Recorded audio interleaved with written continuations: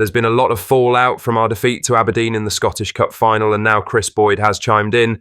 We will go over what he has said whilst going over all the latest Celtic news from the last 24 hours, but first make sure you like this video and subscribe to the channel for more Celtic content. Celtic goalkeeper Kasper Schmeichel has been named in the Denmark squad for next month's internationals against Northern Ireland and Lithuania, as national boss Brian Riemer throws his support behind the veteran shot stopper. The 38-year-old's inclusion comes despite a torrent of criticism following his last outing for Denmark, a Nations League clash with Portugal. Schmeichel was the subject of a deeply controversial article in the Danish press, which included cruel comparisons and a vile jibe likening his movement to a child with polio. The piece also referred to the former Premier League winner as plump. The reaction was swift and strong. The Danish PFA condemned the comments, describing them as a deeply offensive and unacceptable personal attack. Many pointed out Schmeichel's bravery on the night in question. He continued playing through extra time with a fractured shoulder to ensure his side, who had already used all their substitutes, weren't left a man down. Despite the noise, Riemer has stood by his man, selecting Schmeichel once again as Denmark look to bounce back in upcoming fixtures. His inclusion speaks to the respect he still commands within the national setup. Also returning to the squad is former Celtic midfielder Matt O'Riley. Now at Brighton, O'Riley's season has been stop-start, but he heads into the international break on a high after scoring in a 4-1 win over Ange Postecoglou's Spurs at the weekend. Now for the main story, Kris Boyd believes Celtic's Scottish Cup final defeat to Aberdeen has only strengthened Brendan Rodgers' position as he looks to push for significant investment in the summer transfer window. Rodgers had already made clear before the Hampden showdown that his squad needed freshening up, even with a domestic treble on the cards. Some had viewed those comments as routine given the club's success, but Boyd reckons the loss to Aberdeen, which ruled out Celtic's treble hopes, underlines just how vital a summer rebuild could be. This is what he had to say. Are you listening to Brendan a couple of weeks before? And he was saying about having to invest in the squad and get better quality in, and a lot of people would just think it was just paying at lip service because the season they've had, they were about to win another treble, and everybody thought, you're saying this, and yes, you want to get players in, but you don't really need them as such. Brendan Rodgers will want to bring bodies in. He has to, but not only bodies, I don't think he's going to sign squad players now. If they get better players, they'll be stronger in those positions. So, listen, it's a big summer, but there is no doubt it helps Brendan Rodgers being able to convince the people he needs to at Celtic to, we need to get players in, he concluded. With the transfer window opening on June 12th, Rodgers will be hoping to be backed in reshaping key areas of his team. While Celtic were consistent across the league campaign and lifted the League Cup, there are still major improvements needed. Rodgers has already secured the return of Kieran Tierney, with Ross Doohan also returning to help with the European quota, with more incomings expected as Celtic look to maintain domestic dominance and prepare for another tilt at Europe. There will be several exits this summer too. Scott Bain has also been told that he can leave the club. Many will follow suit, you'd imagine. Celtic need a big refresh and the money will need to be spent.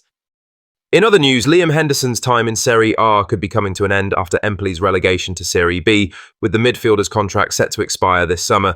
The 29-year-old featured regularly throughout the campaign, but Empoli's survival hopes were dashed on the final day, dropping them into the second tier of Italian football. Now, with his deal up, questions loom over whether Henderson will stay in Italy or seek a return to the UK. Henderson has become something of a trailblazer for Scottish players abroad, having spent the last 6 years carving out a respectable career in Italy with spells at Bari, Verona, Lecce and now Empoli. He's made over 100 appearances across Serie A and B. Before all that, he was a promising talent at Celtic, coming through the ranks to lift the League Cup in 2015 and contribute during the club's unbeaten 2016 to 2017 league campaign under Brendan Rodgers. Though he fell 2 games short of the medal threshold, then manager Neil Lennon spoke highly of the midfielder, saying, "He's been absolutely excellent. His attitude to work is fantastic, and there's certainly a willingness on his part to get better," he said. That attitude helped Henderson settle in a league where few Scots have made their mark, with Billy Gilmour and Scott McTominay part of a league-winning Napoli side, while Lewis Ferguson won a cup. Now approaching his 30th birthday, Henderson faces a key decision on the next chapter of his career, one that could see him stay in a country where he's earned respect or return to familiar surroundings back home. In other news, the countdown is on. With just 17 days until the summer transfer window opens on June 12th, Celtic are preparing for a crucial spell of business that could shape Brendan Rodgers' second spell in charge. The window runs until August 29th, giving the club ample time to strengthen, but there's no doubt early movement will be key.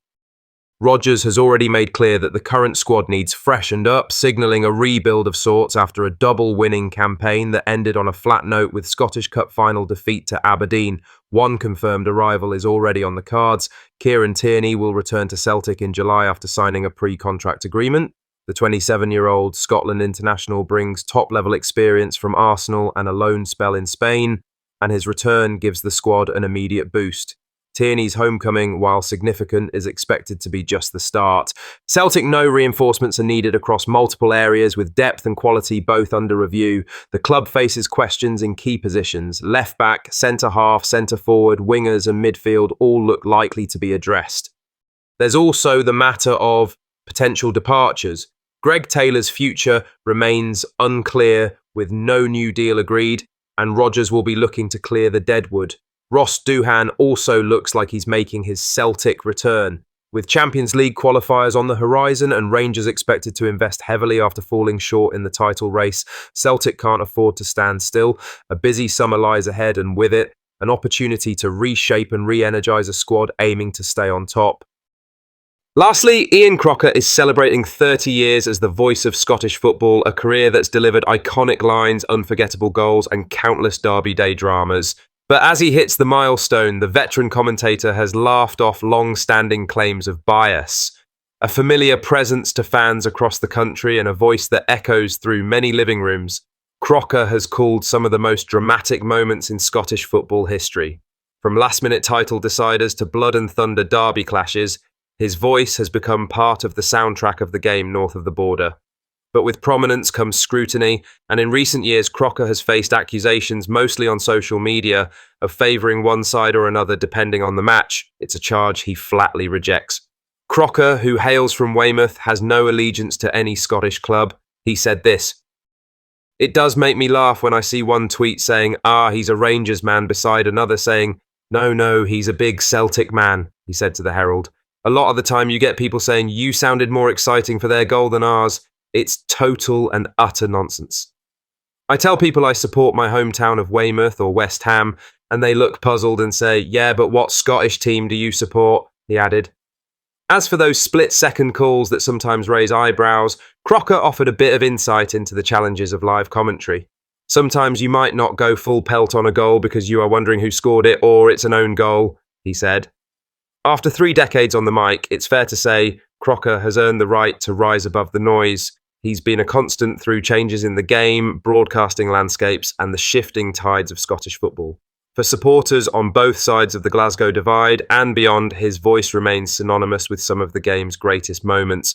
What are your thoughts on these? Let us know down in the comment section below. Make sure you've liked this video and subscribe to the channel for more Celtic content.